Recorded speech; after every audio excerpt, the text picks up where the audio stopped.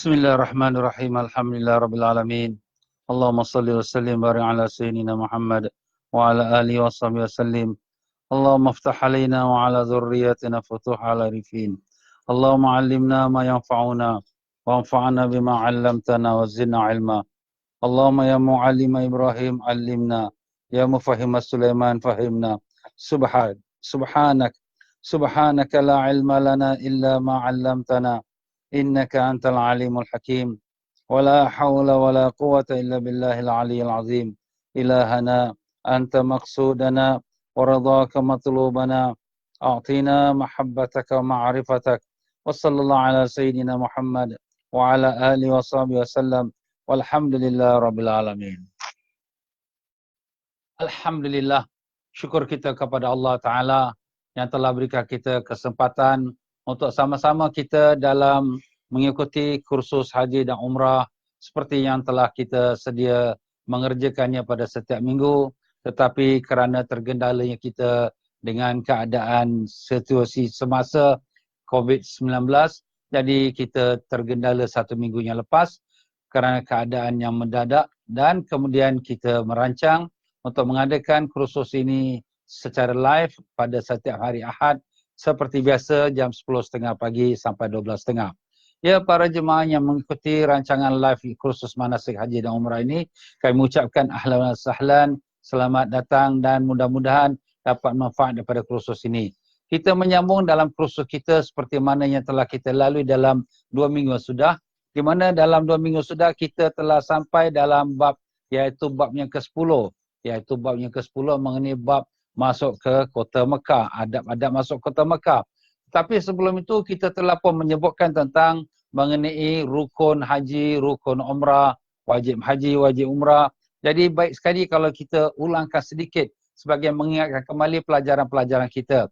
Jadi kalau sekiranya Ustaz nak tanya berapa rukun haji, sudah tentulah semua masih ingat lagi ya. Rukun haji ni sama juga seperti kalau kita katakan rukun iman. Rukun iman berapa perkara? 6 perkara. Jadi kalau rukun haji pun 6 perkara. Apa dia tu? Yang pertama ialah niat. Kedua, wukuf di padang Arafah. Ketiganya ialah tawaf ifadah. Keempatnya sa'i. Dan kelimanya bercukur atau bergunting. Dan keenamnya ialah tertib pada kebanyakan rukun. Kenapa kita kata tertib pada kebanyakan rukun? Kerana ada rukun seperti sa'i yang nombor 4. Boleh lompat pergi sebelum nombor 2. Itu akan kita sebutkan dalam bab sa'i. Itulah dia kalau kita katakan rukun haji. Ada pun rukun umrah tu sikit tak banyak ya. Seperti apa? Seperti rukun Islam. Rukun Islam berapa perkara? 5 perkara. Jadi kalau sekiranya rukun umrah pun 5 perkara. Apa dia yang 5 perkara tu? Pertama ialah niat, kedua ialah tawaf, ketiga ialah sa'i, keempat ia bercukur atau bergunting, dan kelima tertib. Di sini tertib ni makna mesti ikut one by one, tak boleh lompat-lompat. Itulah dia rukun umrah. Jadi kita dah kata rukun umrah ni sama juga macam rukun haji ya. Cuma dia tak ada apa? Dia tak ada wukuf di padang Arafah. Jadi sebab itulah kita telah katakan bahawa ibadat umrah ni pun dinamakan juga ibadat haji. Cuma haji kecil ya, sebab dia tidak ada wukuf di padang Arafah. Dan kalau kita katakan rukun, apa tu maksud pada rukun? Rukun tu ialah sesuatu yang mesti buat. Tak buat tak boleh. Kalau tak buat juga tak salah hajinya, tak salah umrahnya. Jadi misal kata kalau dia kata dia sakit, dia tak boleh nak pergi kepada padang Arafah, tak ada hajilah untuk dia. Kalau dia kata dia tak kuat, dia tak boleh nak tawaf, tak ada hajilah untuk dia. Demikian juga kalau dia kata dia tak boleh tawaf umrah, tak ada umrah lah untuk dia. Jadi pokoknya di sini dia mesti dikerjakan. Kalau dia sakit pun diangkatkan dia, ditolakkan dengan wheelchair ataupun diangkatkan dia seperti kita kata kita mengangkat mayat, Masya Allah. Macam itulah dibuat keliling dia ke tawaf ya. Seperti itulah yang telah dilakukan. Baiklah, itu daripada perkara haji. Tetapi kalau itu daripada rukun. Ada pun wajib dalam ibadat haji dan umrah, beza antara rukun dengan wajib. Kalau tadi kita dengarkan rukun, berapa pula wajib haji? Wajib haji sama juga jumlahnya seperti rukun haji, iaitu 6 perkara. Pertama apa dia? Pertama ialah dia jatuhkan niat daripada miqat. Dan yang kedua bermalam di Muzdalifah. Dan yang ketiga melontar Jamrah Aqabah. Dan keempatnya iaitu pada bermalam di Mina, malam 11, 12, 13 Zulhijjah. Yang kelimanya melontar 3 jamrah siang hari pada 11, 12, 13 Zulhijjah. Dan yang keenamnya menjauhi larangan ihram. Yang nomor 1 berihram dari miqat ataupun jatuh niat di miqat. Dan yang nombor 6 menjauhi larangan ihram. Alhamdulillah sudah kita pelajari. Itulah kita katakan 6 wajib haji. Kalau sekira umrah dia tidak ada Muzdalifah, tak ada melontar, tak ada Mina. Jadi tak adalah semua tu. Habis yang ada ialah hanya dua saja. Apa dia wajib umrah? Yang pertama ialah berjatuhkan niat dari miqat. Yang kedua ialah menjauhi larangan ihram. Jadi itulah dia. Dua-dua ni sudah pun kita pelajari. Alhamdulillah. Ya para jemaah, jadi kalau kita kata tadi rukun tu mana no compromise, mesti tak boleh tidak kita kerjakan. Habis kalau wajib ni apa pula? Wajib ni memanglah mestilah dikerjakan ya. Tetapi apabila dia tu tak dapat dikerjakan, maka sah hajinya, sah umrahnya. Cuma dia ada yang kena denda, ada yang dia boleh wakilkan. Kalau sekiranya orang yang nak pergi melontar, dia sakit, dia tak dapat pergi melontar, dia boleh wakilkan kepada orang yang boleh mewakili dia seperti pegawai, seperti saudara dia. Jadi dengan itu dia bolehlah kita tunaikan melontar baginya dan tidaklah batal hajinya. Demikian juga kalau sekiranya jatuhkan niat di miqat, umpamanya dia dalam masa nak jatuh niat di miqat dia tertidur, dia tak sedar sebab dalam flight, dalam penerbangan. Jadi dengan itu dia sudah miss ataupun sudah melepas si miqat, maknanya dia sudah langgar satu perkara yang wajib. Menjatuhkan niat di miqat itu adalah wajib. Jadi apa hukumnya? Maka hal umrahnya sah, tetapi dia wajiblah membayar dam, iaitu denda dengan disembelihkan seekor kambing untuk diberi makan kepada fakir miskin Mekah. Alhamdulillah. Jadi itulah dia tuan-tuan dan puan-puan rahimakumullah, iaitu kita katakan miqat. Merupakan jatuhkan niat di miqat adalah wajib daripada wajib haji dan wajib umrah. Dan kita juga telah mengatakan miqat ini ialah tempat di mana para jemaah haji dan umrah menjatuhkan niat telah ditetapkan oleh Nabi kita Rasulullah sallallahu alaihi wasallam. Dan seperti yang telah saya sebutkan tadi, iaitu Rasulullah sallallahu alaihi wasallam telah meletakkan 5 miqat di keliling kota Mekah Al-Mukarramah. Siapa-siapa datang pada Madinah, daripada utara, pada selatan, pada timur dan juga pada barat. Mereka hendaklah menjatuhkan niat sebelum mereka melapasi akad miqat ini. Itu merupakan salah satu pada wajib haji dan wajib umrah. Ya tuan-tuan dan puan-puan rahimakumullah, jadi seperti mana yang telah kita bincangkan dalam pelajaran yang lepas, apabila seseorang telah jatuhkan niat, perkara yang pertama sekali yang dia akan lakukan ialah dia membaca talbiyah. Itulah dia yang telah disunatkan untuk kita semua membaca talbiyah. Apa itu talbiyah? Menyahut panggilan Allah. Seperti apa yang kita lihat di sini. Bismillahirrahmanirrahim. Labbaik Allahumma labbaik. Labbaik la syarika laka labbaik. Innal hamda wan ni'mata laka wal mulk la syarika lak. Jadi itulah lafaz talbiyah yang berarti kita menyahut panggilan Allah SWT.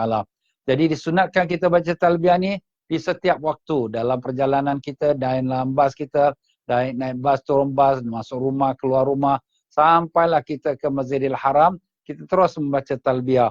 Dan kemudian apabila kita sudah sampai di Masjidil Haram, kita nak mengerjakan tawaf.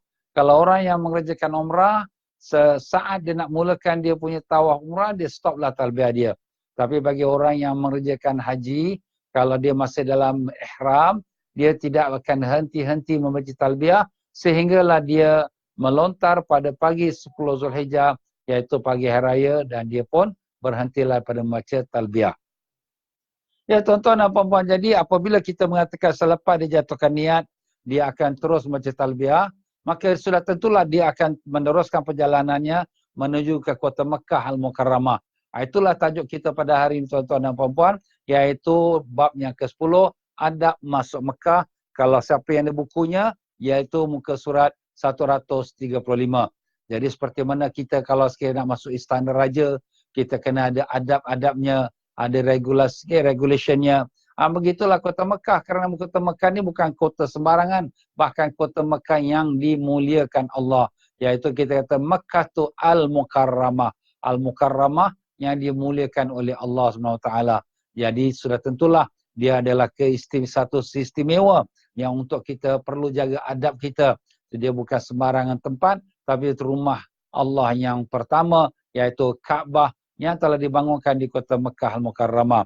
Maka dengan itu tuan-tuan dan puan-puan, untuk kita memasuki kota Mekah, perlulah kita mempunyai adab. Adab yang pertama sekali apabila sampai kota Mekah, jangan kita ke mana-mana, terus saja kita menuju ke Kaabah. Itulah yang sepatutnya. Tidak ke Arafah dulu, tidak ke Mina dulu, terus kita pergi ke Mekah dan terus kita mengerjakan tawaf sebagai penghormatan.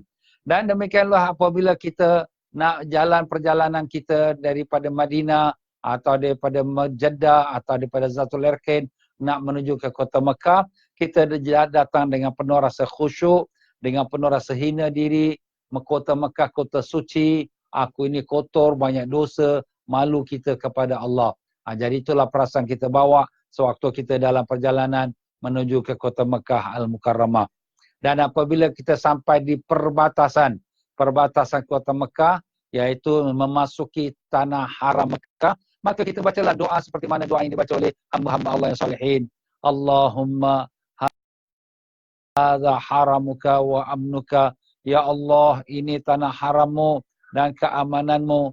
Maka haramkanlah daku dari api neraka dan amankan daku dari azabmu pada hari engkau bangkitkan hamba-hambamu. Dan jadikanlah aku dari kekasihmu dan ahli taat kepadamu. Itulah dia tuan-tuan dan puan-puan ya. Dan bilakah kita baca ni? Apabila kita masuk ke tanah haram Mekah. Tanah haram Mekah ni sebenarnya kelilingnya semua tu sudah ada tanda-tandanya. Kalau kita datang daripada arah mana pun, maupun daripada sebelah selatan, maupun daripada sebelah utara, maupun daripada sebelah timur, semuanya kita akan melalui perbatasannya dan kita akan nampak tandanya. Seperti mana kalau kita datang daripada Jeddah, kita akan nampak tanda rihal ini sebagai tandanya masuk ke tanah haram Mekah. Dan kalau sekiranya kita datang daripada Ji'rana, kita akan nampak tanda batu ini, beginning of haram boundary, permulaan perbatasan tanah haram. Dan begitulah kalau kita ni dari ni Masjid Siti Aisyah, iaitu di Tanaim. Ya, kalau sekiranya kita pergi daripada Madinah, kita akan melalui Masjid Siti Aisyah, iaitu di Tanaim. Ini juga merupakan perbatasan tanah haram. Dan demikianlah seterusnya. Jadi begitulah tuan-tuan dan puan-puan ya, kita yang sudah memang datang tujuan daripada Singapura atau dari mana-mana datang ke Mekah tu nak buat umrah, maka di mikat-mikat inilah wajiblah kita menjatuhkan niat umrah kita ataupun niat haji kita. Ya, hikmah untuk kita masuk ke tanah haram Mekah ni memang ada hikmahnya. Tanah haram ini bukan tanah sembarangan, bahkan tanah yang dimuliakan Allah.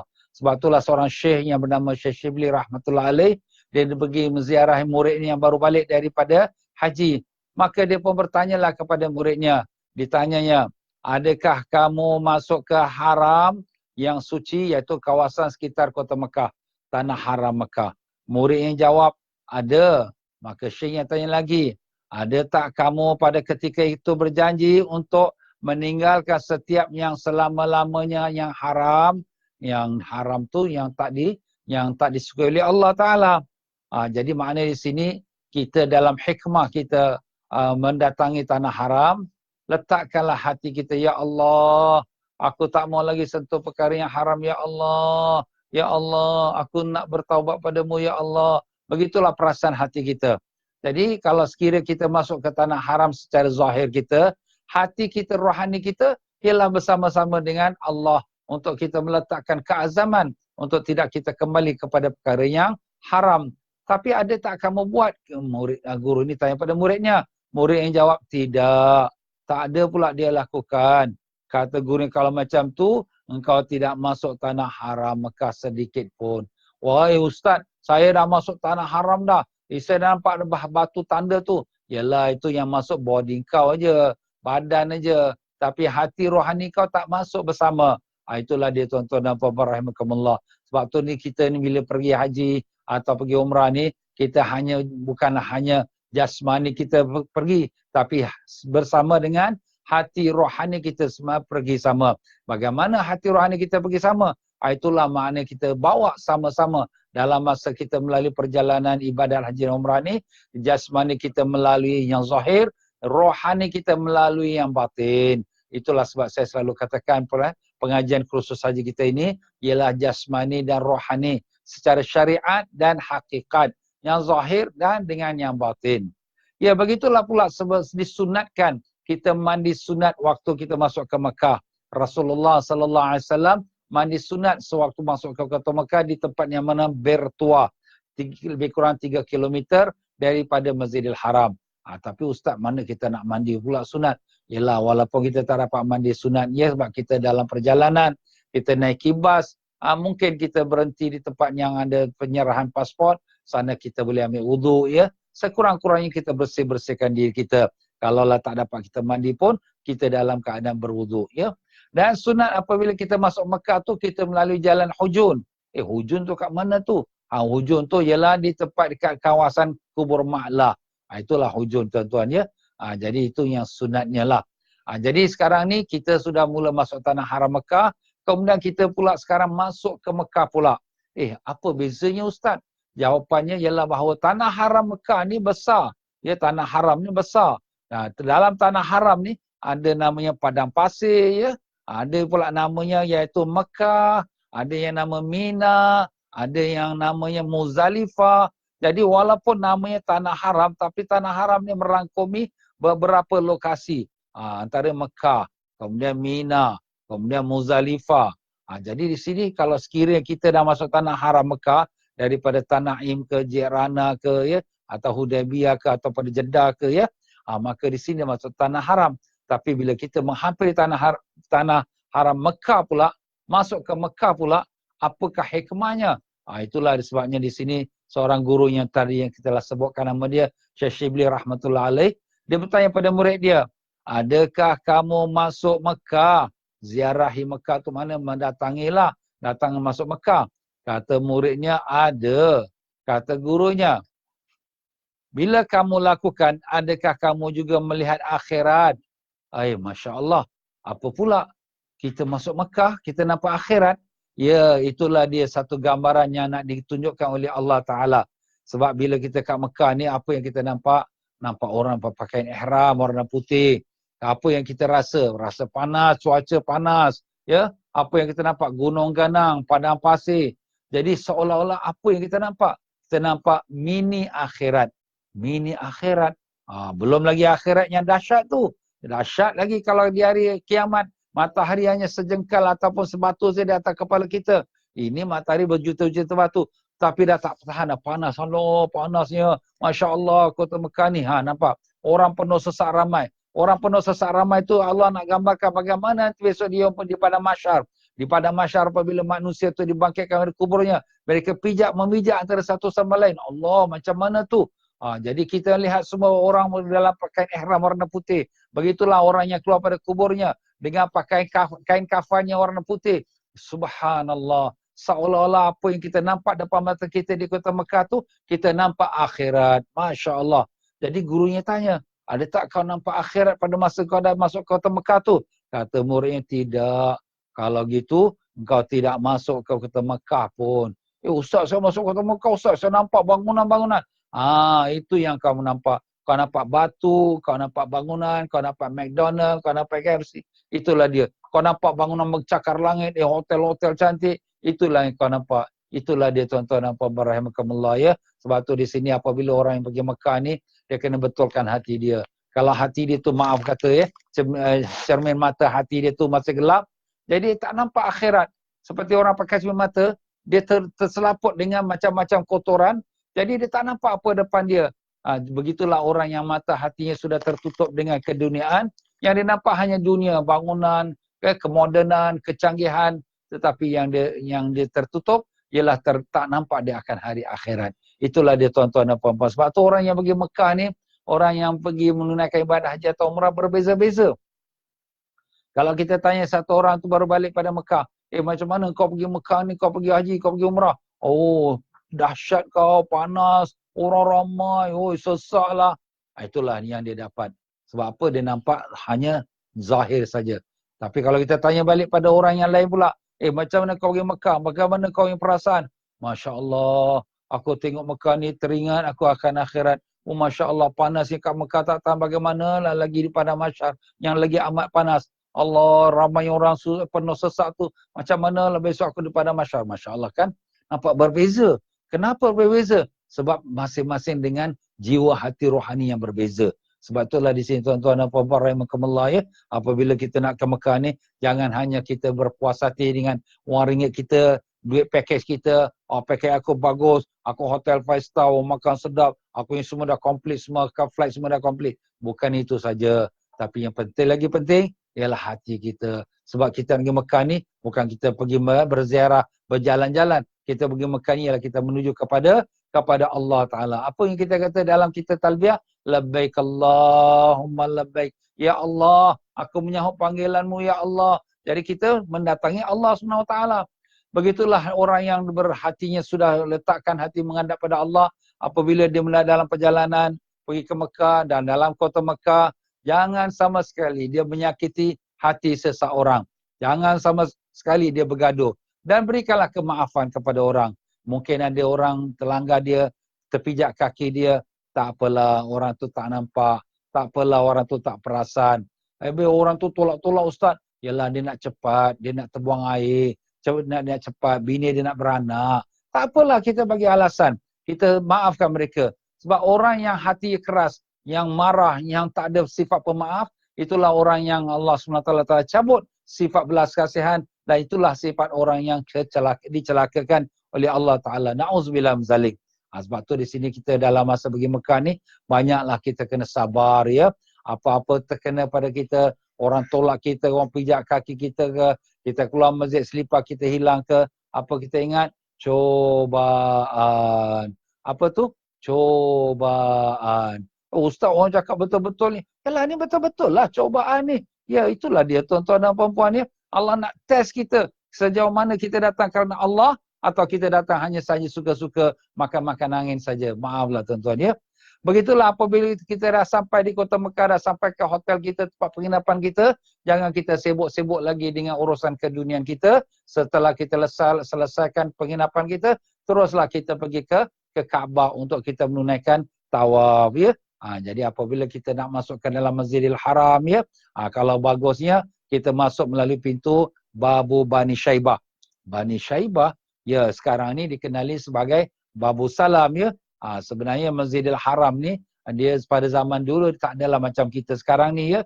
Zaman sekarang kita ni dengan bangunan besar ya, seperti mana kita lihat sekarang ini. Tapi dulu hanya Kaabah saja. Kaabah dan kelilingnya semua rumah-rumah. Jadi Nabi kita sallallahu alaihi wasallam memasuki kawasan Kaabah tu melalui pintu Bani Syaibah. Pintu Bani Syaibah itu kat mana Ustaz? Dia zaman dulunya gambaran seperti inilah ya. Jadi antara Zamzam dan dengan mimbar. Inilah pintu Bani Syaibah. Tapi sekarang ini sudah dibesarkan Masjidil Haram. Jadi pintu Bani Syaibah itu yang sedang kita katakan menghadap ke pintu Kaabah tu, dia sekarang dah dibesarkan dan dinamakan Babu Salam. Jadi kadang-kadang ada orang, dia macam mati-mati nak mesti masuk pada Babu Salam. Tapi jawapannya tak semestinya. Sebab ini bukan original. Original ialah iaitu Babu Bani Syaibah ya, yang kita nampak. Tapi ini pun dah tak ada. Ini rumah Zamzam. Ini mimbar. Ini semua dah tak ada dah ya. Jadi sudah jadi tanah lapang seperti yang kita nampak sekarang ni. Depan Kaabah tanah lapang ya. Jadi begitulah dia tuan-tuan dan puan-puan rahimakumullah ya. Apabila kita nak masuk Masjidil Haram, mana-mana masjid pun sunat kita baca doa minta perlindungan dengan Allah Ta'ala. Apa dia? A'udzubillahil azim wa biwajhihil karim wa sultanihil qadim minasyaitonir rajim. Bismillah. Kita selawat pula. Allahumma salli ala Sayyidina Muhammad wa ala ali Sayyidina Muhammad wa sallim. Allahumma gfirli dhunubi wa aftahli abwaba rahmatik.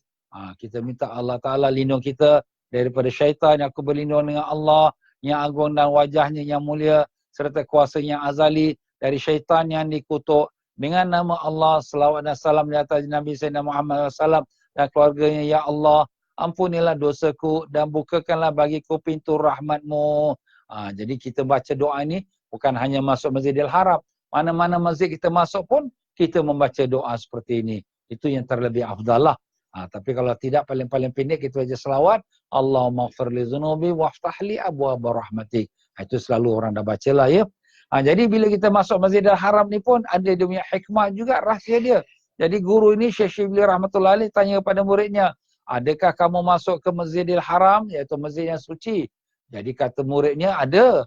Maka kata gurunya, ada tak pada ketika kamu masuk tu kau merasakan penghampiran diri dengan Allah?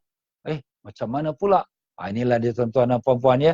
Sebab bila kita masuk Masjidil Haram ni, kita masuk rumah Allah. Ustaz, rumah Allah, Allah Ta'ala ada rumah ke? Bukan rumah Allah Ta'ala ada rumah. Tapi maksudnya di sini ialah suci dan mulianya tempat itu sampai diberikan nama rumah Allah. Bukan Allah duduk di dalam tu. Macam juga kita kata Al-Quran, kitab Allah. Kitab Allah tu kitab Allah. Kenapa? Kerana itulah dia yang Allah Ta'ala telah wahyukan. Jadi apabila seseorang tu memasuki kawasan yang dekat dengan kebesaran Allah Ta'ala, terasa dia penghampiran diri kepada Allah Ta'ala. Sebab itulah sini ya, bukan semua orang yang senang-senang suka-suka nak masuk ke Masjidil Haram ya, sesuka hati. Tidak, kalau Allah tak izinkan, tak masuk. Sekarang ni berapa ramai orang, semua nak masuk Masjidil Haram. Tapi tengok, ditutup pintu Masjidil Haram, tak boleh masuk. Kenapa? Pada zahir ni kita nampak itu perintah kerajaan.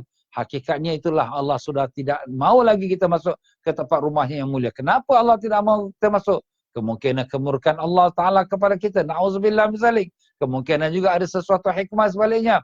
Itulah sebab ni tuan-tuan dan puan-puan ya, selagi kita ada nyawa di kandung hayat kita, selagi kita ada rezeki, kita sihat walafiat, jangan kita leka-leka. Yang kita lambat-lambatkan untuk pergi ke tanah suci. Kalau lah dah dibuka pintu tanah suci nanti, pada masa akan datang mudah-mudahan, segeralah kita berangkat ke tanah suci, menunaikan perintah Allah, menyahut seruan Allah Ta'ala. Jangan sampai satu masa nanti ditutup buat selama-lama. Ini pun kita tak tahu apakah ini selama-lamanya ataupun buat seketika. Allahu alam. Mudah-mudahan tidaklah selama-lamanya. Tetapi kita tidak tahu. Ini pun sudah nampak tanda akhir zaman. Sudah tersangat dekat dah. Dengan keadaan masjid-masjid pun tak dapat kita kerjakan solat kerana penyakit yang kita bimbangkan. Jadi inilah dia tuan-tuan dan puan-puan. Jadi apabila di sini kita nak masuk Masjidil Haram, itu pun bukan dengan sesuka hati kita. Kalau diizinkan Allah Ta'ala. Kalau Allah Ta'ala tak izinkan, ada orang sampai depan pintu Masjidil Haram, kaki dia tak boleh nak angkat, nak masuk tak boleh, berat kaki dia. Subhanallah, sampai dia bertaubat betul-betul depan pintu Masjidil Haram tu, menangis pada Allah, barulah dia pun dapat masuk. Ada juga ada saat kapal terbang tu, di mana kapal terbang tu dah sampai kat Jeddah, semua passenger dah turun. Tapi satu pakcik ini tak boleh turun-turun, dia tak boleh turun-turun. Dia nak bangun tak boleh bangun, nak bangun tak boleh bangun. Kemudian pramugari datang tanya pada dia, pakcik kenapa tak turun-turun? Orang lain semua nak turun. Inilah pakcik nak turun, tak boleh turun. Dia dah takut, dah menangis. Pasal apa? Dia takut mungkin dia banyak dosa. Subhanallah. Rupa-rupa pramugari kata, pakcik, macam mana pakcik nak bangun? Itu seat belt tak buka lagi. Allah. Masya Allah, rupa seat belt dia tak buka. Jadi sebab tu tak boleh bangun. Ya tak, ya juga jadi pakcik ni dah dah orang kata menggigil dah. Dia takut dosa dia banyak sangat sampai nak keluar pada kapal terbang pun tak boleh. Subhanallah. Tak mustahil juga itu pun berlaku. Ya, dan tak mustahil berlaku pada sesiapa dari kita. Ya Allah, selamatkanlah kami semua ya Allah. Sampaikanlah kami ke tanah suci-Mu ya Allah. Sampaikanlah kami ke tanah-Mu yang ada tempat yang kami akan mengerjakan ibadat haji dan umrah. Ya Rahman, Ya Rahim. Kabulkanlah permohonan kami dengan berkat Nabi Rasulullah SAW. Allahumma amin ya Rabbal Alamin. Dan begitulah apabila murid ni ditanya demikian, murid yang kata tidak, tak ada pula dia rasa apa-apa. Maka kata guru, kalau gitu kau tak masuk lagi ke Masjidil Haram. Ustaz, saya masuk Ustaz Masjidil Haram, penuh orang tu nampak Kaabah. Iaitu body kau yang nampak saja. Itu jasmani kau saja, tapi tak ada kau yang hati rohani tak masuk. Allah. Itulah dia tuan-tuan dan puan-puan. Begitulah pula apabila kita pun masuk ke Masjidil Haram ya, kita pun ternampaklah Kaabah yang mulia, Kaabah Al-Musharrafah, Kaabah yang dimuliakan Allah. Maka terus kita pun menandah tangan dan kita pun berdoa pada Allah. Allahumma zid hadzal baita tashrifan wa ta'ziman wa takriman wa mahabatan wa zid man syarrafahu wa karramahu mimman hajjahu aw i'tamarahu. Artinya, ya Allah, tambahkanlah bagi rumah ini kehormatan, kebesaran, kemuliaan dan kehebatan. Dan tambahkanlah bagi orang yang berhaji dan umrah ke rumah ini dengan kehormatan, kemuliaan, kebesaran dan kebaikan dan seterusnya lah. Masya Allah. Jadi doa-doa ini tuan-tuan dan puan-puan, insya Allah kita akan berikan kepada para jemaah, setiap para jemaah satu buku kecil, buku doa haji dan umrah. Jadi semua jemaah bila sampai satu lokasi, satu tempat, jemaah puan-puan boleh buka, boleh baca doa-doa tersebut. Itu akan kami hadiahkan kepada semua bakal-bakal jemaah haji dan umrah kami. Dan kemudian bila kita melihat Kaabah tu dengan penuh sedih, sayu hati kita, menangis kita, kalau boleh air mata kita mengalir. Kenapa? Inilah dia tempatnya tiap-tiap hari, 5 waktu kita menghadap padanya. Inilah kiblat kita, kiblat sekalian kaum muslimin satu dunia. Masya Allah ya. Jadi tuan-tuan dan puan-puan, apakah perasaan hati kita bila kita melihat Kaabah? Maka bertanyalah guru ini kepada muridnya yang baru balik pada haji. Adakah kamu hadir di Mekah? Mana dalam kota Mekah lah. Kamu ada di kota Mekah? Kemudian, ya saya hadir. Maka tanya gurunya, adakah kamu melihat yang wujud itu, yang kerananya Kaabah itu diziarahi? Apa pula ni? Adakah kamu melihat yang wujud? Wujud tu apa? Allah wujud qidam baqa. Allah lah tu. Adakah kamu melihat Allah yang kerana Allah lah Kaabah tu diziarahi? Jadi apabila ditanya soalan macam tu, inilah maksud artinya, rahsianya kita melihat Kaabah. Kita melihat Kaabah, hakikatnya, zahirnya Kaabah, hakikatnya kita melihat Allah. Macam mana Ustaz? Itu Kaabah tu Allah. Bukan. Tetapi itulah nak menunjukkan gambaran hati kita melekat kepada Allah. Melihat kepada kebesaran Allah. Kerana Allah lah, maka kita datang ziarah Kaabah. Jadi apa yang kita perasan hati kita? Masya Allah. Hebatnya Allah jadikan Kaabah ni. Masya Allah. Cantik dan indahnya Kaabah ni. Rasa hati kita syahdu, sayu, menangis kita melihat pada Kaabah. Kita ni melihat Kaabah ke melihat siapa? Itulah kita melihat kebesaran Allah. Kaabah pada zahirnya, tapi kebesaran Allah pada hakikatnya. Kenapa Ustaz? Itulah dia Allah Ta'ala mengatakan, Inna fi khalqis samawati wal ard, wa ikhtilafil laili wan nahar, la ayatil liulil albab. Sesungguhnya, di dalam kejadian langit dan bumi, dan perselisihan siang dan malam, adalah menjadi tanda-tanda kebesaran Allah bagi orang-orang yang berakal. Jadi orang-orang yang berakal itu orang yang beriman. Apabila dia melihat langit, melihat bulan, melihat bumi, subhanallah, apa dia nampak? Dia nampak kebesaran Allah. Begitulah bila kita melihat Kaabah, kita nampak kebesaran Allah. Tapi kalau kita hanya nampak Kaabah cantik, kenapa kelambu Kaabah tu halus, kenapa warnanya hitam cantik, lembut, itu saja kamu nampak? Maka kalau gitu hati kamu sudah tertutup. Kamu tak nampak kebesaran Allah. Subhanallah. Orang yang kasih kepada Allah, apa saja kebesaran yang menunjukkan kebesaran Allah, dia akan nampak kepada kebesaran Allah Ta'ala. Kita lihat bagaimana Laila Majnun. Apa tu? Laila tu perempuan. Majnun tu lelaki yang gilakan si Laila. Jadi si Majnun ni, dia pergilah ke rumah Laila. Dia kata, aku pergi ke rumah Laila.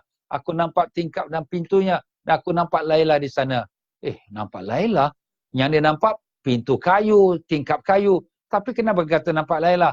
Pasal hati dia sudah mabuk kepada Laila, cinta kepada Laila. Jadi apa yang dia nampak, rumah pun nampak Laila. Kalaulah sekiranya orang yang sedang bercinta, apa yang dia dapat sapu tangan daripada kekasih dia, dia cium seperti cium kekasih dia. Kenapa? Dah mabuk cinta. Begitulah orang beriman. Kita mabuk cinta pada siapa? Mabuk cinta kepada Allah. Apa Allah Ta'ala kata? Walladzina amanu asyaddu hubban lillah. Orang yang beriman tu tersangat cinta kepada Allah SWT. Jadi begitulah dia tuan-tuan dan puan-puan ya. Jadi apabila kita melihat Kaabah tu, rasa hati kita dengan merasakan kebesaran keagungan Allah. Kalau boleh menangislah. Antara adabnya kita melihat Kaabah ni, kita rasa sayu, syahdu, tawaduk kita, rasanya rindu kita kepada Allah Ta'ala. Sebab tu di sini, kadang-kadang para alim ulama, bahkan para sahabat, seperti Ibnu Abbas radhiyallahu anhu, dia kalau sekiranya pergi ke Mekah, dia tak duduk lama. Dia datang, dia tawaf, dia sa'i, dia buat umrah selesai, dia jumpa saudara mara dia, keluarga dia, kemudian dia balik ke Taif. Padahal dia beranak ke Mekah, tapi dia duduk ke Taif. Orang tanya dia, kenapa Ibnu Abbas cepat-cepat ni? Dia kata, orang macam aku tak layak duduk Mekah. Kenapa dia kata tak layak? Dia takut, dia bimbang, dia tidak ada adab duduk di Mekah. Antara adab kota Mekah ialah menghormatkan Kaabah. Subhanallah. Kita hari ini, maaf ya, hari pertama kita sampai ke depan Kaabah, kita menangis, syahdu kita, menitis air mata kita. Hari kedua, dah tak ada lagi. Hari ketiga, dah ketawa-ketawa. Hari keempat, tak tengok pun Kaabah kita masuk Masjidil Haram. Subhanallah. Kenapa demikian? Inilah makna hati kita sudah keras, hati kita sudah tertutup, hati kita sudah tak ada rasa rindu lagi pada Kaabah. Ini satu perkara yang su'ul adab. Makna kurang adab kita dengan Kaabah. Sebab tu di sini apabila kita masuk ke Mekah, masuk ke Tanah Haram, masuk ke Masjidil Haram, hendaklah hati kita jaga. Kalau dah hati kita dah mula renggang dengan Kaabah, lagi baik balik cepat-cepat. Kenapa? Jangan sampai hati kita tu sudah, aku dah biasa dah, aku dah selalu masuk dah. Ini satu perkara yang kita kena jaga. Sebab apa? Bila orang yang sudah rasa dah tak ada apa lagi dengan Kaabah macam biasa, itulah orang yang sudah kurang adab dengan Kaabah. Lepas tu kalau boleh lebih baik kita duduk Mekah, kita masih rindu lagi, masih lagi panas hati kita dengan Kaabah, masih lagi sayang pada Kaabah, kita tinggalkan Kaabah. Tapi hati kita masih terindu, masih terbawa-bawa. Itu lebih baik daripada duduk depan Kaabah, tetapi hati kita sudah tidak ada lagi dengan Kaabah. Depan Kaabah, kita sibuk dengan handphone kita. Depan Kaabah, sibuk dengan kita selfie-selfie kita. Depan Kaabah, bersibuk kita berbual-bual. Apa artinya? Makna kita dah tak ada hormat lagi depan Kaabah. Dan inilah sebabnya, maaf kata Allah SWT, tarik ke nikmat kita berada depan Kaabah. Sekarang, tak ada orang boleh dekat Kaabah. Sekarang nak masuk Masjidil Haram tak boleh. Tak, mustahil. Ini juga adalah merupakan salah satu daripada iqab. Iqab itu apa? Balasan Allah terhadap orang-orang yang tidak ada hormat kepada rumahnya. Subhanallah. Allahumma ya Allah.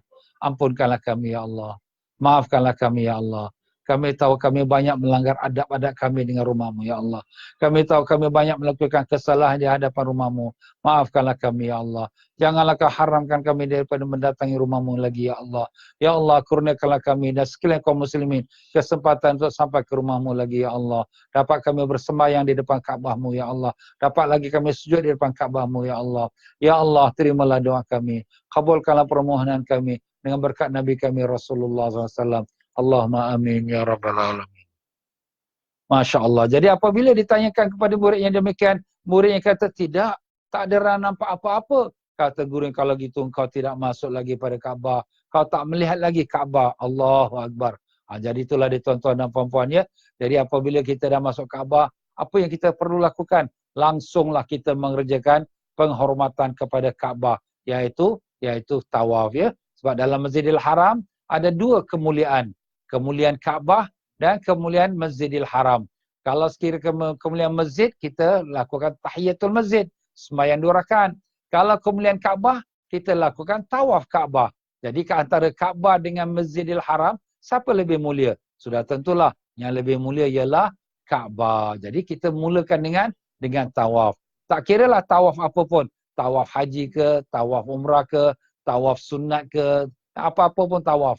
Ya, kalau sekiranya kita nak tawaf dalam keadaan yang sesak, orang ramai dan kemudian tak sempat masanya kerana kita nak mengerjakan solat 5 waktu, sudah mula dah azan ataupun sudah dekat kamat, okey tak apalah, kita teruskan dengan sembahyang sunat tahiyatul masjid. Bukan terus kita duduk, tapi kita sembahyang sunat tahiyatul masjid. Tapi kalau kita dapat tawaf, lepas tawaf kita sembahyang sunat tawaf, itu sudah merangkumi tahiyatul masjid. Tapi kalau tak dapat kita tawaf, maka kita kerjakanlah tahiyatul masjid kerana itulah merupakan penghormatan kepada Masjidil Haram. Jangan terikut dengan orang kata, dalam Masjidil Haram tak ada tahiyatul masjid.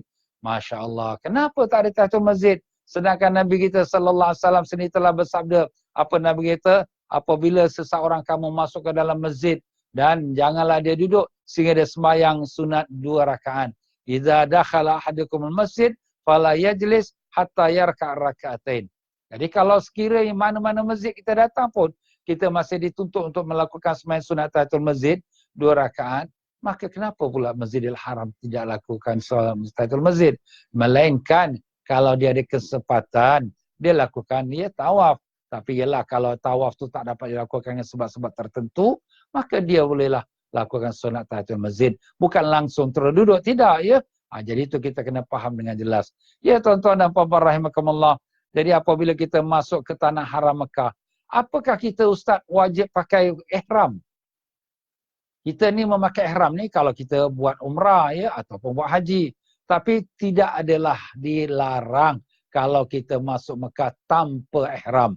Kenapa? Sebab Rasulullah sallallahu alaihi wasallam pun dalam masa baginda Nabi sallallahu alaihi wasallam mendatangi Mekah pada tahun 8 Hijrah, baginda Nabi sallallahu alaihi wasallam membawa bala tentera seramai 10,000 orang untuk menawan kota Mekah. Nabi sallallahu alaihi wasallam tidak memakai ihram. Seperti mana diriwayatkan oleh hadis Imam Muslim, anna Rasulullah sallallahu alaihi wasallam dakhala Makkah wa alaihi imamatun sauda bighairi ihram. Bahawa Rasulullah sallallahu alaihi wasallam masuk ke kota Mekah dengan memakai serban hitam tanpa ihram. Jadi Nabi tak pakai ihram. Kenapa? Sebab Nabi ada tujuan. Tujuannya ialah perang, nak menawan kota Mekah. Jadi kalau ada orang tu datang ke kota Mekah dengan kerana nak ziarah kawan, ataupun nak ziarah orang sakit, ataupun dia ada urusan bisnes, nak sign kontrak dengan hotel, bukanlah dia nak buat umrah, bukan nak buat haji. Jadi tak mengapa kalau dia datang terus ke Mekah dengan tanpa ihram. Tapi walaupun dia tanpa ihram, masih lagi disunatkan sebagai penghormatan kepada bumi Mekah untuk dia mengerjakan tawaf kudum, tawaf selamat datang. Tapi kalau tidaklah berdosa ya. Cuma itu disunatkan, sangat-sangat disunatkan. Sunat muakkad. Nah, kalaulah sekiranya dia memang datang untuk membuat umrah, dan tetapi dia tidak jatuhkan niat umrahnya di miqat, seperti yang kita telah sebutkan tadi. Buat apa susah-susah kalau aku datang pada Madinah, di 450 km, penat lelah dengan ihram, leceh lah. Nanti kita dah sampai Mekah, kita dah rehat satu malam, besok nanti kita pergi ke Tanaim, kita jatuhkan niat umrah. Ini hukumnya sudah melanggar miqat. Dan kita dah sebut tadi, wajib umrah dua perkara. Jatuh niat di miqat dan kemudian menjauhi patan larang. Apa tu makna miqat? Miqat tempat kita melalui waktu kita nak pergi ke Mekah. Kalau memang tujuan dia datang ke Mekah hanya kerana buat umrah, daripada Singapura datang jauh-jauh, buat apa kau pergi Mekah? Nak buat umrah lah. Tapi bila sampai di miqat, dia tak pakai ihram. Kenapa? Alah leceh lah, nantilah. Aku dah sampai Mekah nanti, aku dah rehat-rehat, besok aku pergi ke Tanaim, aku jatuh niat umrah. Orang ini sudah namanya langgar miqat.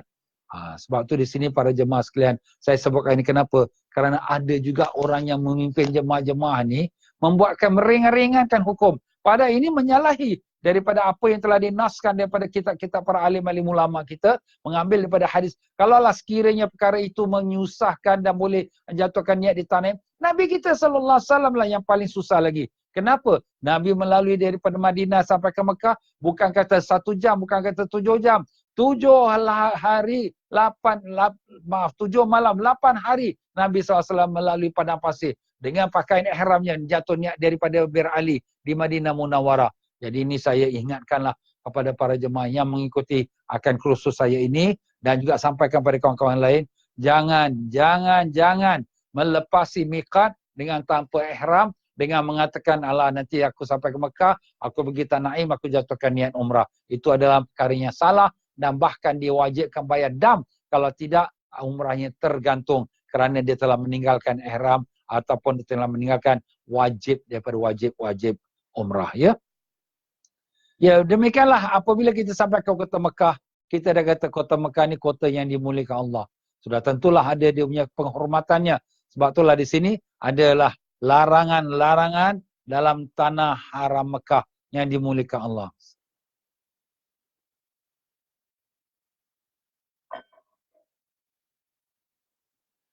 Jadi dalam kota Mekah ni ada perkara yang boleh kita buat, ada perkara yang tak boleh kita buat. Jadi kalau kita yang duduk Mekah, tak kiralah orang itu penduduk Mekah atau orang yang datang haji atau datang umrah yang sudah berada di Mekah, wajib menjaga akan pantang larang dalam Mekah. Maupun dalam ihram atau dia tidak dalam ihram. Pertama, jangan dia berburu binatang liar. Binatang liar tak boleh kita buru. Macam burung merpati. Dia nak shoot burung merpati. Aku buat sop burung, daging burung. Tak boleh. Haram. Sebab itu binatang liar yang tak dijaga. Lainlah kalau sekiranya ayam yang dia jaga, dia siap dalam kandang. Waktu nak sembelih, dia ambil sembelih. Itu tak apa. Itu dijaga. Tapi maknanya binatang yang bebas, merdeka, yang diburu, itu tak boleh. Dan yang kedua yang tak boleh menghalau binatang liar. Binatang-binatang liar tu, binatang liar apa yang dekat Mekah Ya, pada masa saya awal-awal datang Mekah tahun 75, masa tu saya lihat banyak anjing. Banyak anjing. Saya pun rasa terkejut juga. Kenapa ni tanah haram Mekah, tanah suci ni banyak anjing? Saya tanyalah pada kawan-kawan yang sudah duduk lebih awal. Mereka kata memang pernah dulu satu masa kerajaan dia menghalau anjing-anjing liar ni tangkap buang ke kota Mekah. Besok takdir Allah, semua binatang yang dibuang tu ada kembali kat kota Mekah. Subhanallah. Jadi teringatlah mereka apa pesanan dalam hadis Nabi, jangan dihalau keluar binatang-binatang liar. Maka dengan itu dibiarkanlah. Dan anjing-anjing itu pun bukanlah mengacau manusia. Cuma itulah kehendak Allah Ta'ala. Walaupun tanah suci, tapi begitulah ada juga anjing-anjing ataupun binatang liar. Yang ketiganya, dilarang memotong tanaman yang tidak ditanam oleh manusia tanpa hajat. Jadi kalau sekiranya kita ni maaf-maaf kata tangan tu gatal ya, suka nak petik-petik pokok ya, memotong-motong rumput ya, yang tak ditanam tanpa hajat. Kalau ada hajat tak apa. Kalau ada hajat kita nak buang jalan raya, kita pasal potong, tak apa. Kita potong pokok, kita cabut rumput. Tapi kalau tak ada hajat tu apa? Kita duduk bawah pokok, kita petik-petik dia punya dahan-dahannya, daun-daunnya. Kalau pokok tu boleh bercakap, oi, sakitlah, kan terkejut kita. Tapi ialah, itulah dia penghormatan ke tanah suci Mekah. Melainkan kalau pokok tu berduri, ya, kita nak selamatkan orang daripada terkena duri dia, kita patahkan dia, itu tak apa. Itu adalah dia punya sebabnya. Dan mencabut rumput-rumput yang belum kering, bahkan duri-durinya juga tak boleh. Yang mana yang tak perlulah ya. Rumput-rumput yang belum kering kita cabut, ataupun duri-duri kita cabut. Tapi ialah kalau yang tak perlu. Kalau perlu kerana untuk menyelamatkan manusia tak apa. Dan tidak boleh memungut barang yang tercecer, melainkan dengan maksud untuk mengumumkannya. Ini perkara kita kena jaga. Para jemaah ni baik hati, Masya Allah. Dia pergi tawaf, dia nampak ada dompet. Ini wallet ni. Ni siapa? Ini orang Nigeria ni. Dia tengok duit banyak. Dia pun bawa balik. Dia bawa balik bagi pada ustaz, bagi pada pegawai. Ini saya jumpa kat Masjidil Haram. Ya Allah.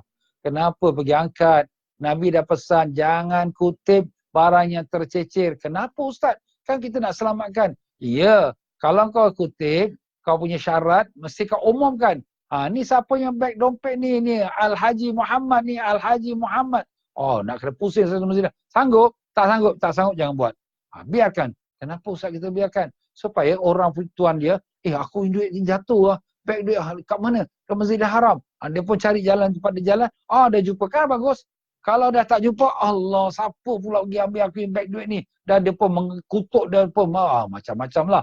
Maaf lah ya. Jadi itulah sebab di sini kita, apabila kita ternampak apa barang tercecer, kalau kita tak sanggup nak pulangkan pada tuan dia, sudah kita biarkan. Kalau kita sanggup, ini semua Singapura, kita bawa balik, kita bagi pada Muiz. Tak apalah. Ini kita bagi pada pegawai, pegawai kita tahu, ini hotel ni, di depan hotel kita. Kan senang. Tapi kalau kita tak sanggup, janganlah kita bawa balik. Kemudian kita menyusahkan pegawai. Pegawai dah banyak kerja dah. Ni nak tambah lagi beban lah, tak payahlah ya. Dan demikianlah, larangan-larangan ini sebenarnya sudah disebut oleh Nabi kita sallallahu alaihi wasallam dalam sebuah hadis sewaktu haji wada. Apa kata Nabi? Inna hadzal balada haramun la yu'dadu syauquhu wa la yukhtala khalahu. Artinya sesungguhnya negeri ini, kota Mekah, tidak boleh dipotong durinya, tidak boleh dicabut rumputnya, tidak boleh diburu binatang liarnya, tidak boleh dipungut barangannya yang tercecer, kecuali dengan maksud untuk mengumumkannya. Tiba-tiba Abbas mencela. Abbas siapa? Pakcik Nabi lah ya. Pakcik Nabi SAW, Abbas bin Abdul Muttalib radhiyallahu anhu. Dia pun mencela. Kecuali izkhar, iaitu sejenis tumbuhan yang wangi digunakan oleh ahli Mekah untuk mengharumkan rumah-rumah mereka. Jadi orang-orang Mekah ni, rumput yang bernama izkhar ni mereka cabut untuk mereka bakar di rumah mereka untuk wangi ke rumah dia. Jadi ini ada sebab, ada tujuan. Ada tujuan tak apa. Maka Nabi pun mengatakan melainkan izkhar. Maknanya Nabi membolehkan mencabut rumput izkhar ini. Tapi kalau selain pada tu, Nabi tak izinkan. Jadi kalau tak ada sebab, tak ada tujuan, tak ada matlamat, tak bolehlah kita nak cabutkan rumput ataupun potongkan pokok tu ya. Dan demikian juga dilarang kita mengeluarkan tanah haram ke tanah halal. Jadi ini satu perkara yang kita perlu jaga. Jadi jemaah-jemaah haji, jemaah umrah ya, apabila mereka keluar daripada tanah haram Mekah, sebelum mereka nak keluar tu double check. Lebih-lebih lagi jemaah haji, yang di mana batu lontaran yang dilontar kat Mina tu, kadang-kadang dia ada lebih, dia simpan dalam beg. Ni ingat nanti lepas masuk Mekah nak buang lah. dah terlupa pula. Baru kita double check. Kalau boleh lepas pada melontar tu, kalau ada batu lagi belen lagi, sudah buang kat situ juga, habiskan. Jangan kita simpan-simpan lagi. Simpan nanti terlupa. Macam tu juga kita punya selipar kita, kasut kita sebelum kita nak keluar daripada tanah haram Mekah tu, kita ketuk-ketukkan dia. Tengok kalau ada karangan batu-batu melekat-melekat. Dan ini perkara walaupun nampak kecil, tapi memang benar berlaku. Ada juga jemaah-jemaah kita bila dia keluar daripada Mekah, dia tak periksa, dia terbawa batu Mina yang dia nak melontar tu. Ada yang kasut selipar dia melekat-melekat anak-anak batu kota Mekah. Sampai kat Singapura dia demam, sakit, demam, sakit. Pergi jumpa doktor kata tak ada apa-apa. Pergi jumpa doktor kata tak ada apa-apa. Masa tu tak ada Corona 19 lah. Tak ada COVID-19. Jadi doktor kata, ataupun kita pun kata pada dia, kau double check, tengok ada bawa batu Mekah tak? Betul, dia ada bawa balik batu Mekah. Itulah sebabnya sini kita kena ingatlah ya. Ini sudah disebutkan oleh Imam Syafi'i rahimahullah ta'ala. Jadi dalam Imam Syafi'i rahimahullah ta'ala menceritakan ada satu keluarga datang ke Mekah. Kemudian bila dia nak keluar, nak balik ke negeri dia, maka keluar family Mekah ni hadiahkan mereka batu Mekah. Jadi mereka pun keluar, nak jalan keluar, dah sampai setengah jalan, sakit. Semua satu family tu sakit. Mereka pun kata, ini sudah tentu kerana kita bawa balik batu Mekah ni. Hantar balik. Bila hantar balik ke kota Mekah, alhamdulillah semua sihat walafiat. Itulah dia tuan-tuan dan puan-puan ni. Jadi tak bolehlah kita nak bawa keluar batu Mekah. Oh ustaz ni batu tanah haram ni kita bawa balik berkat. Tak boleh ya. Kalau sekiranya tak boleh, maka lebih utamalah juga batu tanah halal, jangan kita bawa pergi masuk tanah haram. Ni kadang-kadang maaf tuan-tuan ya, untuk nak mudahkan orang tu nak pergi melontar, kita siapkan batu daripada sekarang. Dari mana? Dari Singapura. Dia siapkan batu, 70 anak batu untuk nanti nak melontar di Mina pada malam pada hari-hari tasyrik. Ini Singapura tanah halal tau. Itu Mekah tu. Mina ni termasuk tanah haram tuan-tuan ya. Tak boleh kita bawa masuk tanah halal pergi ke tanah Mekah. Dan ini juga berlaku pada jemaah haji yang sedang berwukuf di Arafah. Saya sini nampak dengan mata saya.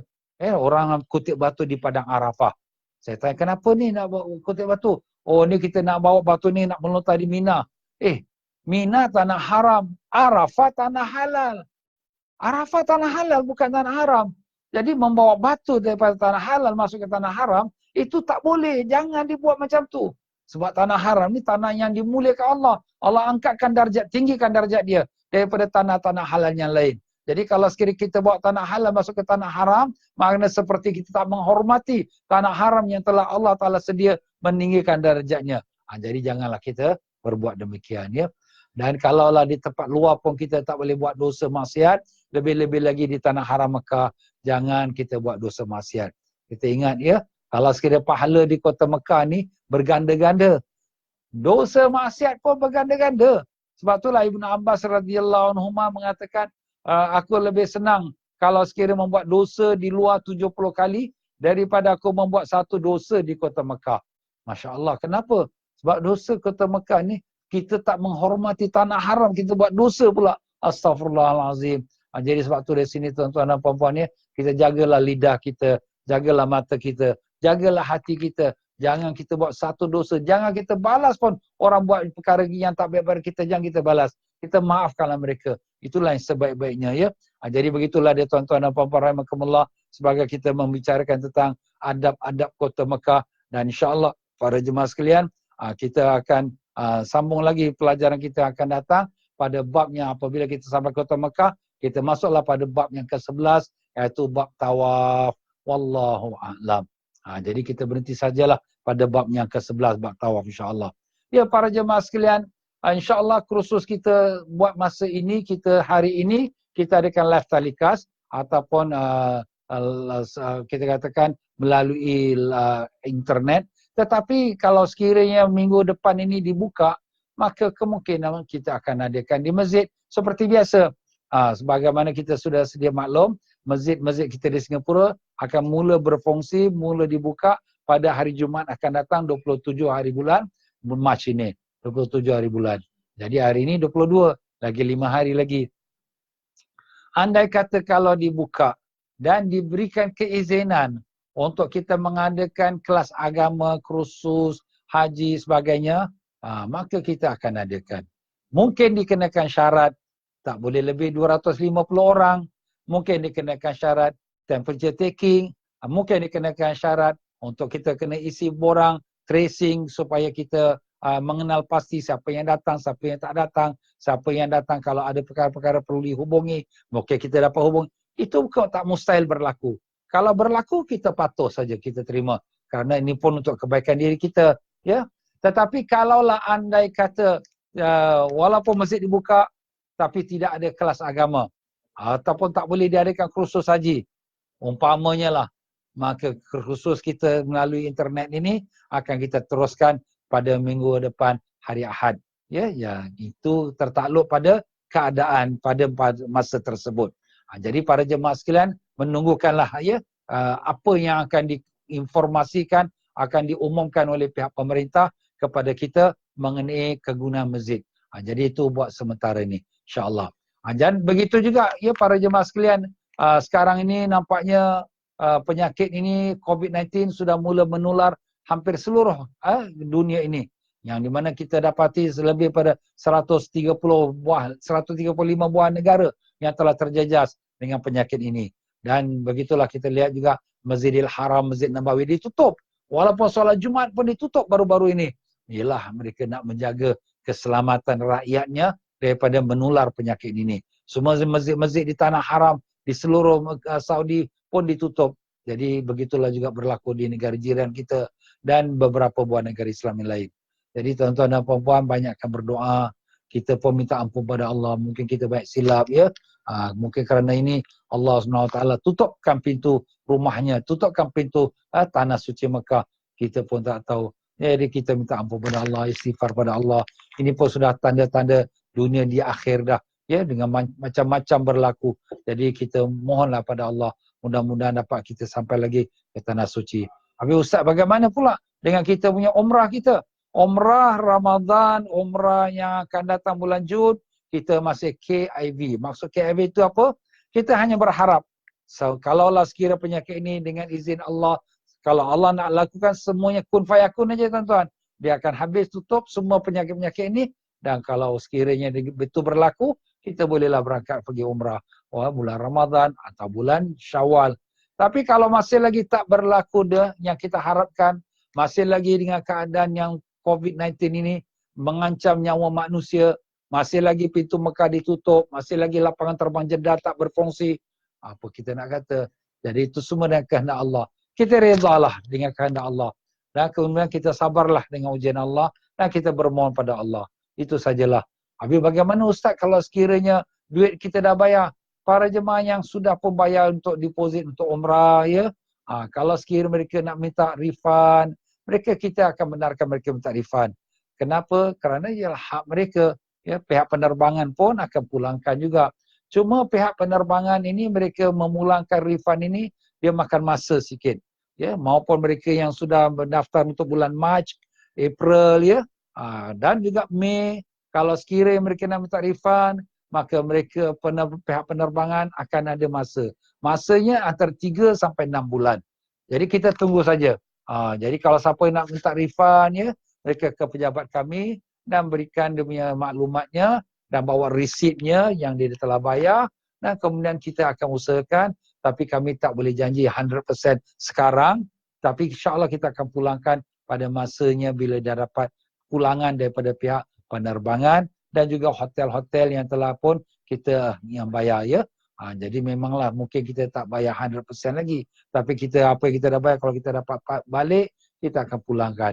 Kalau ada jemaah yang nak defer, nak tundakan dia punya keberangkatan umrahnya pada bulan-bulan yang datang, mudah-mudahan penyakit COVID-19 ini selesai, mungkin dia akan nak tundakan pada bulan September atau November atau Disember, maka kita ucapkan ahlan wa sahlan dan terima kasih. Maka kita akan jadikan depositnya itu yang telah dibayar untuk dibawakan pada masa yang akan datang.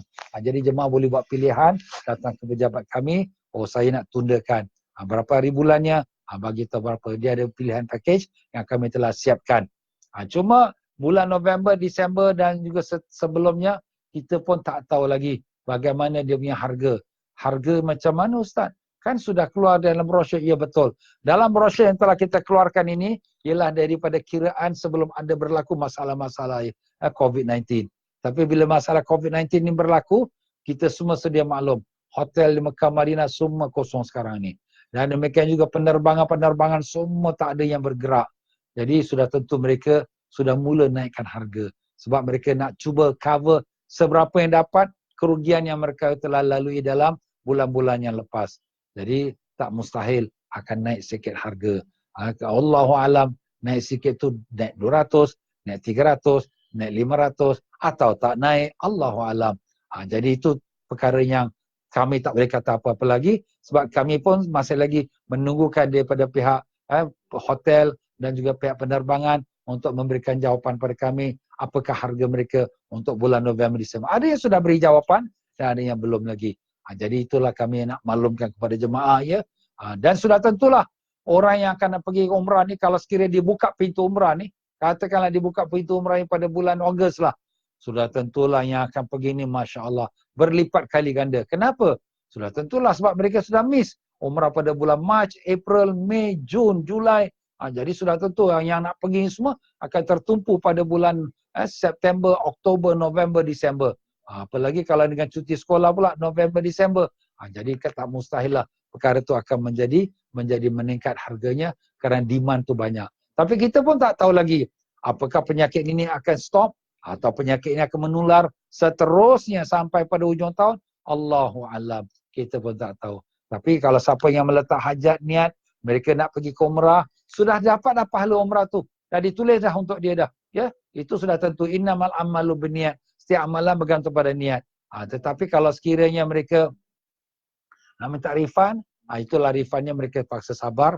Dan kalau sekiranya mereka yang sudah register untuk haji, bagaimana mereka ustaz yang nak pergi haji ni? Boleh ke pergi haji? Allahu alam. Kita pun nak kata macam mana, kita pun tak tahu. Pihak Kementerian Haji Saudi pun, mereka pun tak tahu apakah ada haji ke tak ada haji. Kalau penyakit ini stop, insya-Allah ada. Kalau penyakit ini tak stop, maka tak adalah haji ya. Jadi itulah keadaan. Mungkin pada bulan Ramadan ini dapatlah kita jawapannya. Sebab kalau bulan Ramadan dengan haji lagi 2-3 bulan. Ya, sekarang ni pun kita lagi 1 bulan dah masuk Ramadan. Ya. Bila masuk Ramadan, kalau Ramadan tak lepas, mungkin juga haji pun tak lepas ya. Kita pun macam itulah kita lihat. Tapi kita tak boleh kata apa-apa, kita serah pada Allah. Kita yang sudah berregister untuk haji yang dah dapat kota, kita doalah banyak-banyak ya.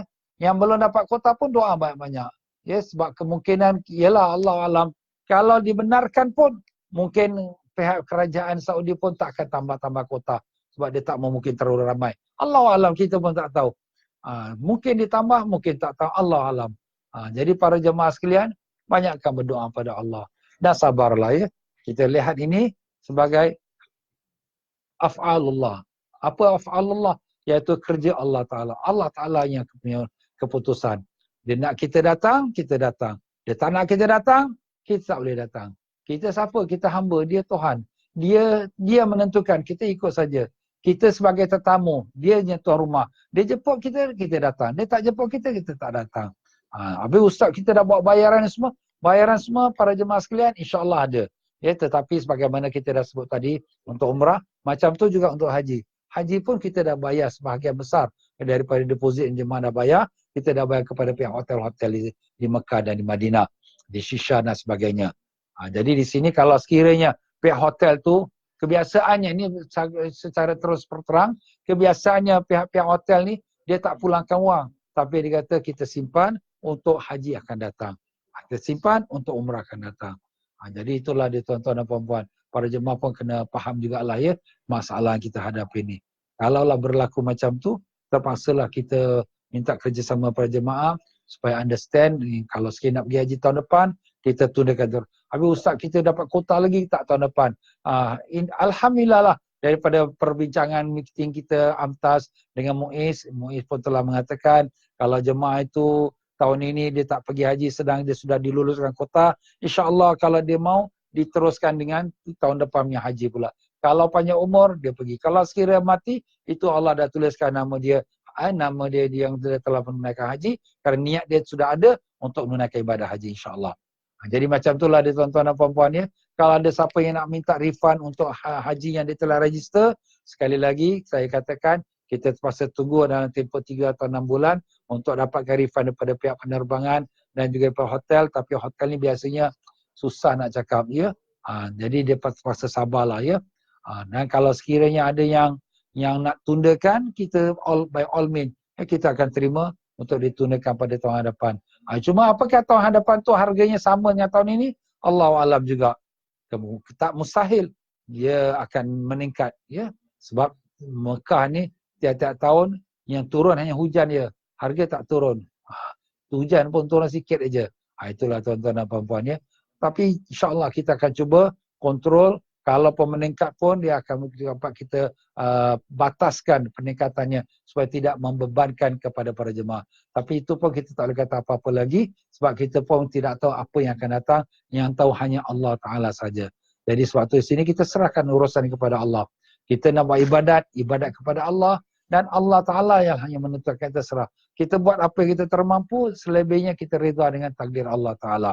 Baiklah tuan-tuan dan puan-puan, jadi itulah dia untuk para jemaah sekalian, untuk satu kita katakan maklum balas kita ataupun update kita untuk keadaan masa-masa ini. Jadi para jemaah sekalian yang nak meneruskan dengan rancangan-rancangan mereka untuk pergi umrah, pergi jejak Rasul pada bulan November, Disember, kami alu-alukan ya. Kami masih lagi ada tempat untuk register untuk pada bulan November, Disember, paket-paket jejak Rasul ya. Dan juga paket-paket yang lain seperti kalau kita kata paket-paket umrah ya. Dan paket-paket yang ada yang lain-lain dan diskaun kami masih kekal lagi. Siapa yang berdaftar 4 bulan sebelum tarikh berangkat, mereka akan diberikan diskaun seperti mana yang kita lihat di sekarang ini. Dan demikian juga ya paket-paket kita yang pada bulan Syawal, Abu Ustaz bulan Syawal ni ada ke? Allahu alam, tapi kita siap saja ya. Kalau awal Ramadan ni mungkin dah tak ada lagi lah ya. Awal Ramadan dah tak ada sebab apa? Pihak Saudi Airlines sudah mengatakan bahawa penerbangannya seluruh bulan April dibatalkan. Seluruh bulan April. Jadi termasuk 22 hari bulan April pun dibatalkan. Jadi pada awal Ramadan paket kami tidak ada. Yang kita harapkan bulan Mei. Bulan Mei tu mana 13 Mei iaitu tanggalnya akhir Ramadan. Itu pun kalau ada. Kalau tak ada, Syawal pun tak ada. Dan haji dah tinggal haji. Jadi tak apa. Kita cuma register. Kita kalau sekiranya tak dapat, kita tak pergi. Dan kalau sekiranya kita ada rezeki, kita pergi, kita berangkat. Alhamdulillah. Dan demikian juga untuk bulan, kita katakan bulan November, Disember, kita masih lagi ada tempat yang banyak ya kepada para jemaah yang ingin bersama-sama kami untuk paket November, Disember. Mereka bolehlah mendaftar kepada pejabat kami insya-Allah ya. Jadi itulah saja para jemaah sekalian untuk buat masa ini. Walaupun keadaan sekarang ni sangat menyedihkan ya, tapi kita terimalah. Ini semua qada dan qadar Allah. Kita kena ingat rukun iman kita 6 perkara. Yang terakhir ialah kita beriman dengan qada dan qadar Allah. Yang baik dan yang buruk semua yang datang pada Allah. Mungkin pada mata kita itu tak baik ya, penyakit ya, membawa susah kita, tapi kita tak tahu apa hikmah Allah Ta'ala. Hikmah Allah Ta'ala tu banyak. Mungkin Allah nak insafkan kita. Kita pun dah terlalu sibuk dengan kerja dunia kita. Mungkin dengan cara ini kita dapat bersama dengan keluarga, family duduk di rumah, ya, kurangkan pemikiran kita dengan dunia. Mungkin dengan cara ini juga kita dapat sembahyang sunat, sembahyang duha, baca Quran. Kalau tidak dulu kita sibuk saja kita keluar. Sekarang kita ada masa untuk beribadat. Dan mungkin cara ini juga untuk mengisapkan kita, untuk kita bertaubat. Mungkin kita terlalu lalai dengan dunia, dengan dosa, dengan maksiat. Sekarang Allah nak ingatkan kita, tengok penyakit ini datang, bila-bila masa kau pun boleh mati. Jadi kita pun bersiap sedia ya. Banyak hikmah Allah Ta'ala. Kita tak tahu. Kita serahkan kepada Allah Ta'ala dan kita selalu pandang positif, yang baik. Bahawa apa yang Allah Ta'ala lakukan, pasti itu yang terbaik. Kerana apa? Kerana dia Rabbul Alamin, dia Tuhan alam semesta ini. Dan dia Arhamur Rahimin, yang maha pengasih lagi maha penyayang. Dia tak akan melakukan perkara yang nak menyakitkan kita dengan tanpa sebab. Wa rabbuka bizallamin lil abid. Tidaklah Tuhanmu itu berlaku zalim kepada hamba-Nya. Allah tak zalim. Allah tu maha kasih sayang. Tapi kenapa dia buat macam ini? Sudah tentulah ada hikmah sebaliknya. Dan kita redalah dengan takdir Allah SWT.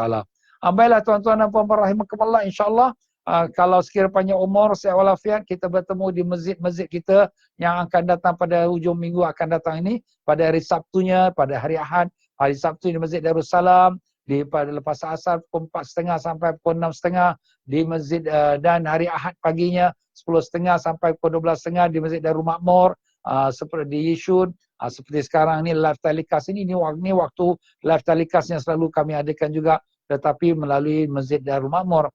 Dan demikian juga lepas asar, lepas zuhur pukul 2 suku, pukul 2 jam 2 petang sampai pukul 4 petang, iaitu Masjid Darul Aman. Kalaulah dibuka untuk diberikan laluan kepada kursus kita.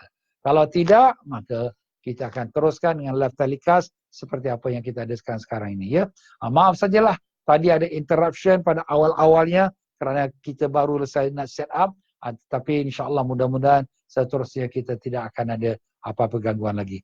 Sekian saja untuk hari ini. Dengan itu sama-sama saya pun minta maaf banyak dalam penyampaian saya mungkin tersilap kata, terkasar bahasa, tersinggung perasaan. Apa-apa yang baik itu dari Allah, yang mana kekurangan itu daripada diri saya sendiri. Sama-sama kita akhiri baca istighfar.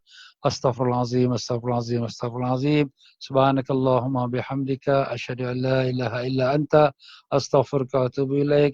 Wa sallallahu ala sayyidina Muhammad wa ala alihi wasallam. Alhamdulillah rabbil alamin. Taqabbalallahu minkum.